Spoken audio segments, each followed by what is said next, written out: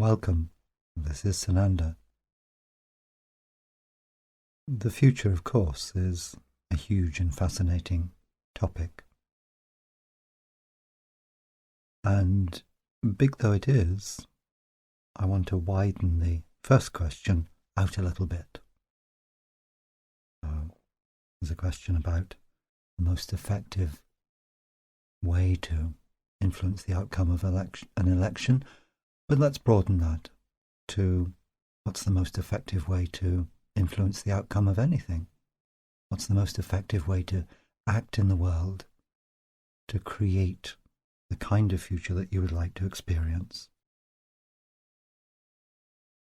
However, let's begin with an election and make the really obvious point, which is one of the most important ways in which you affect an outcome of an election is by voting. Now, obviously, as I say, that's a really blatantly clear point. You know it already. And you may come back by saying, well, in the constituency I live, my vote doesn't really make a difference. There can be all sorts of responses. But the point I'm making is a general one rather than one just about elections. And that is, do remember that whatever inner work you might choose to do, and I'm going to be talking about that, your actions in the outer world, they're going to make a difference. Having said that, from my point of view, there's not as large a difference between the changes that you make within your own self and the actions you make in the outer world as you might conceive yourself. For you, it might feel that your thoughts are, at least to a degree, private, whereas your actions are, at least to a degree, public.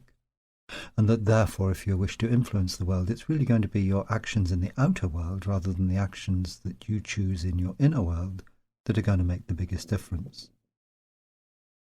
However, one of the principal things that I want to suggest this evening is that actually those actions that are yours in the inner world of your being have a profound effect on the outer world.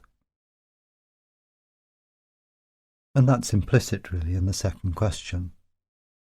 Whereas here is someone recognizing some of her own fears that are creating, at least sometimes, a vision of a negative future and wanting to know how to change that negative vision into something more positive. There's an implicit recognition that what's going on within really does make a difference. But to return to that first obvious point, if you are drawn to act in the world, do so. Your actions make a difference. And permit yourself to appreciate that small actions are as valuable as large actions, in the sense that when many of you act in the same direction, in what you consider to be small ways, there's a cumulative effect. Never feel discouraged from taking action because you've conceived the idea that your actions aren't really going to make a difference. They do. Consider that familiar analogy of the stone thrown into the pond. Or let's say the pebble. The pebble is only small, but those ripples are going to keep on moving out until they come to the banks of the pond, and you live in an infinite universe. The ripples of your actions continue outwards indefinitely. This then is one of the challenges of being in human form. You can recognize that you do indeed have an effect upon the world, but it's not easy for you to track those ripples as they move out beyond a certain point, and that point may be really quite close to you, both in space and time. The longer term, the further afield consequences of our actions are difficult for you to assess. This brings us back then to the inner world of your being. How do you, granted for a moment that you have the ability to choose what thoughts you have, what feelings you have, and this may not always feel true at all, but how do you, if you can, select your feelings and your thoughts? Select those that are going to be most helpful, that are going to have the greatest validity, the largest beneficial effect. Understand that the entire universe as you experience outside of yourself is, in many respects, simply a mirror, a kind of outward working of your inner world. Therefore, to put it simply, if you wish to live in a peaceful world, pay attention to creating peace within yourself. So, for example, if you find, as the questioner does, that you sometimes have fears, negative thoughts about the future, don't quarrel with that in yourself. Don't add to the difficulties. Be merciful, be loving to yourself. Recognize that those negative thoughts are there, and don't instantly dismiss them or try to dismiss them. They have something to tell you. Again, to make this point simply, every fear that you find within yourself is a place that is calling out for love. Therefore, the very, very best response that you can make when you feel a fear is to love the part of you that is fearful, to reassure it, and to listen to it, not necessarily to believe what it tells you, because it may be working on very limited evidence, and that very limited evidence may be very out of date. But nevertheless, it has something to communicate. The fear that it demonstrates within your own being is like a lantern leading you to a dark place within, where there is a part of you that needs or longs for help. And the fundamental form that that help will always have is love. So to create a universe of unconditional love, keep on practicing being unconditionally loving to yourself. It really does make a difference. Indeed, it's one, perhaps even the most powerful way that is available to you in this lifetime to create beneficial change in the world. There may be much else besides, but learning to be unconditionally loving to the multifaceted human being that you are is a great work.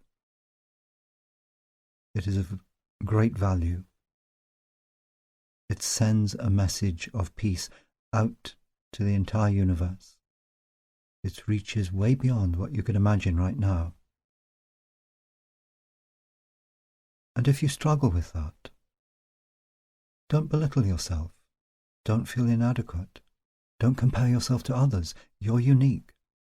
The struggles you have are not the struggles of others. They are yours.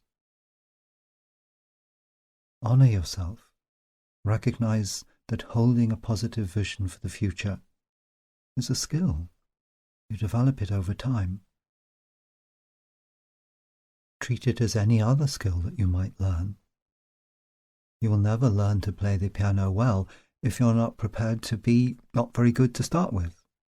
You know these things. Apply this to your inner world as well. So then, one of the most effective ways in which you can influence the future is by patiently, continually, kindly learning to create a peaceful, harmonious, unconditionally loving relationship with yourself. That broadcasts. Even if you were to live in a hermitage on the top of a distant mountain, you would be broadcasting that. Others would pick up your broadcast.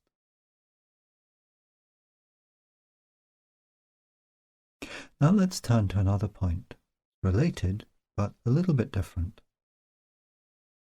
This is about the kind of vision that you might want to hold. may be, very likely is, that you have a preference in a general election for one party over another. It may be that when you seek to create a positive vision of the future of humanity, there are certain qualities that you consider to be really important, others that you think are less important. Allow that whatever vision you create is going to be partial.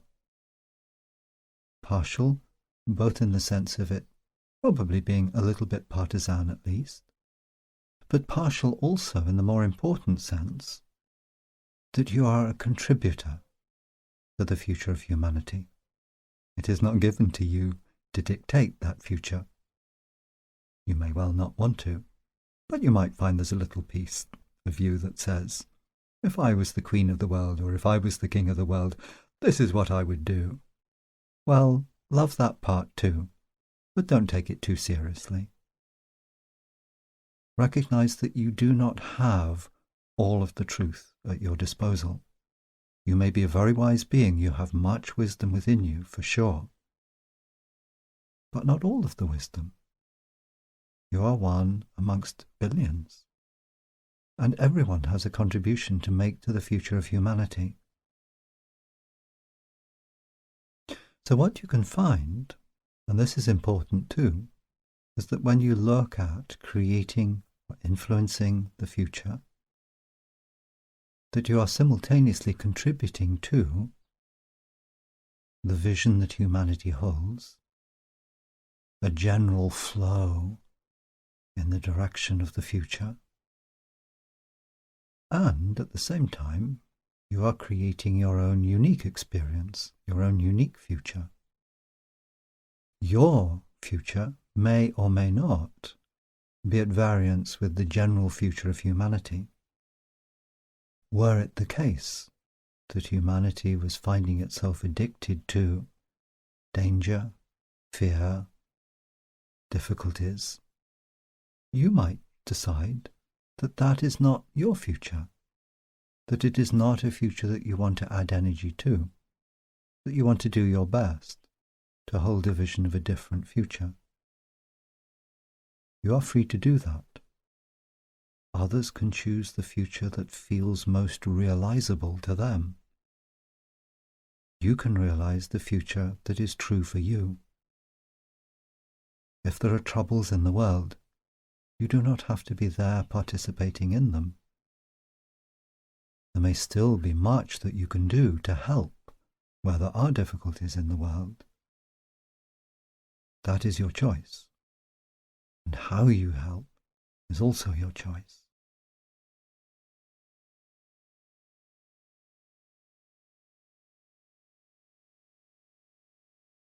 The future, of course, is an interesting phenomenon. In a way, it doesn't exist. So that when we talk of you creating the future, or indeed influencing the future, we might say that you're doing something impossible. How can you influence something that doesn't exist? And yet at another level of your being, you have a great deal of certainty that a future exists. You may not be clear what that future is, but you know that there is a future, and you may be very clear about some elements of the future. As a physical being, all the evidence suggests that at some point, you and your physical body are going to part company. The physical body you've got right now, all the evidence suggests, or shall we say almost all of the evidence suggests, it's not designed to last forever. And so there are certain characteristics of the present that you exist in, and the sense you have of the past that you've emerged from, that are highly suggestive about the nature of the future. So you find yourself, by your nature, something of a mixture. You can be the being who says, philosophically, the future does not exist. Isn't that amazing? I am in the process of creating something out of nothing. What a miracle. And another part of yourself, equally truly, you can say, well, I know what the future is. At least I know part of it. I'm not going to be here forever. At some point, I'm going to be leaving planet Earth. I may not know what happens beyond, but I know that. And between these two extremes, a whole spectrum of different senses about the future. This then brings us back to the question about holding a fearful vision of the future. Understand that very often when you find yourself against your will, against your better judgment, entertaining fearful thoughts and visions of the future, that you may very well not actually be seeing the future at all, but that you are tuning into fears that are present in the shared consciousness of humanity at this time. This is one reason why I say healing those fears within yourself is helpful not just to you, but to all of humanity. There really is no fundamental reason for humanity to create a future of disaster, of pain, of suffering. There is no reason at all for that to happen. If it happens, it is because the trend within human consciousness has been in that direction, but it doesn't have to be. Now, fears are energy forms. They're quite dense by their nature.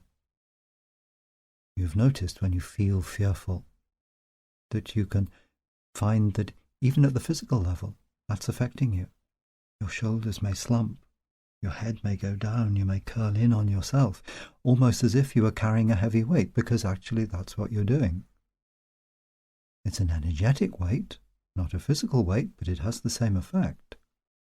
So consider the nature of physical matter. You know that physical matter has a gravitational field. Normally, you don't notice the gravitational field of, shall we say, a tennis ball. But a larger object like the Earth, you certainly notice that gravitational field. And really, the energy forms that are negative thoughts, that are fears, have an equivalent kind of gravitational field.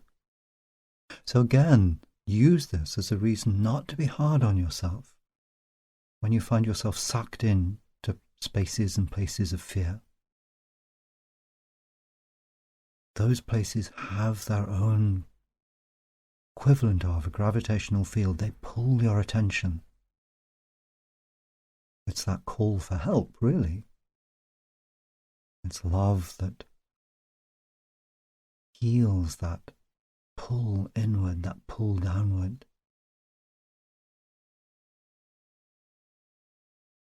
So rather than chiding yourself for holding a negative vision or a fearful vision, say to yourself, no, I am entertaining this energy form because I'm choosing to bring love to this place within myself. I recognize that there is a dense energy here that needs my help, and that my love can help that energy form to open up, to find more flow, to relax, to find a different way of configuring itself.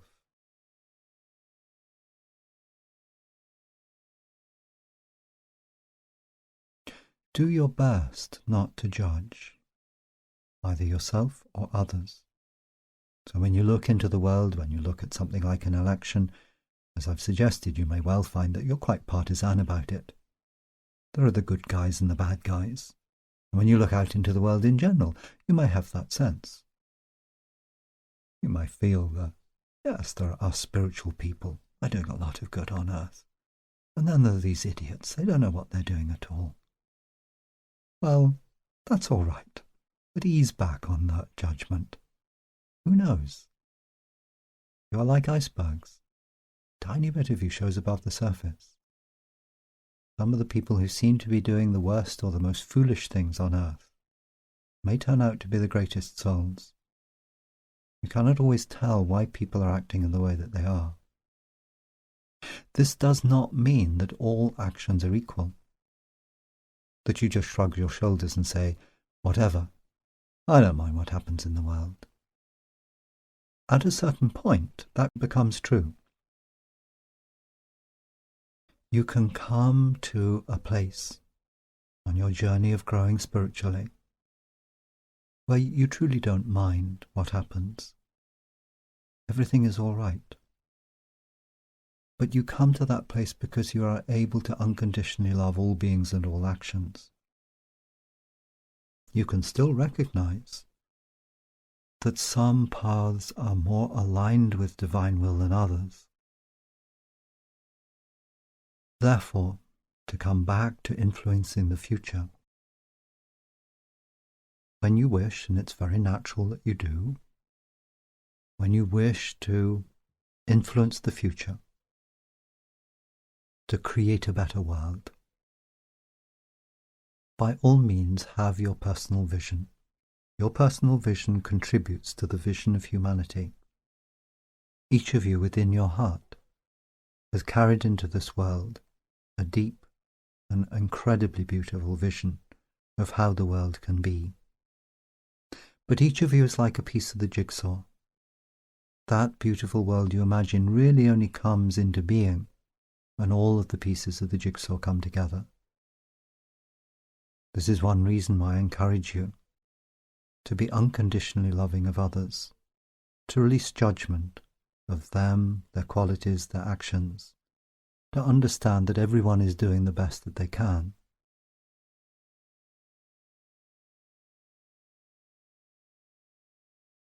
So as I say, by all means, hold your personal vision. Honor that vision. Do your best to manifest it. But do it in a way that allows room for the vision of others. They too have a vision, each one within his or her heart, and every vision matters. Be kind to one another, for you are kin. It doesn't matter if you experience yourself as having come from some distant star system and are lighted here on Earth as an alien being. You're human as everybody else. You share a common lot, and your future is worked out together. So hold that personal vision, yes, but with room for the vision of others. And the simplest way of doing this is to look into your heart, to recognize the beauty of that personal vision, to honor it, to open it, to let it flourish within you. And as it flourishes, treat it like a flower that is opening. Breathe in its perfume, by which I mean breathe in its essence. Know the essence of the vision that you hold. For the essence of all the visions in every single heart of humanity is the same. It is what is sometimes called, and I'm calling now, divine will. Divine will is not some harsh imposition from above, by beings or a beingness who regards you as inferior. No, you embody divine will. You are divine will in action. Honor divine will in yourself. Request inwardly that you come to know divine will more fully. But with that, relax. Divine will is in the little things of life as well as in the big moments, the important movements. Your simple pleasures are part of divine will too. Life is not just a mission to make the world better. Maybe it isn't even that at all. But it is about finding joy in the moment. And so I would say this too, and this is really important. If you wish to create a positive future, enjoy the present. There is no other gift that is greater than this. in the creation of the future. Enjoy the present moment, and you are sowing healthy seeds for a beautiful future. Now, I mentioned earlier 2 kinds of extreme. One that might be the experience of yourself as a physical human being. I know the future, one day I'm going to die. And the other extreme, which might be a kind of abstract philosophical spirit space, where you say, the future doesn't exist. It's nothing. Both of these are true. But in between, do also recognize that you have the capacity, it varies from person to person, but you have the capacity to see into the future. For yourself as a human being, the future is not actually wholly unknown. You need never fear what the future may bring. But you can sense something of the future. You are living in a time when new energies are becoming available on Earth, and those new energies are bringing change. You know this, it's part of your experience. You're living in a time of profound change. And you can assist this tide of change that is moving through human consciousness simply by connecting with the light that is coming in. Believing it, believing in that light within yourself, believing that you are of the light, believing that you are a beautiful being, that you are a beautiful presence here on earth, that who you are makes a difference. And the difference you make is because of the being that you are.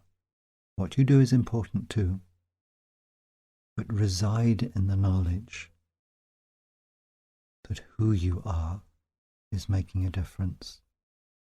And grant yourself permission, give yourself freedom to create visions of a wonderful future.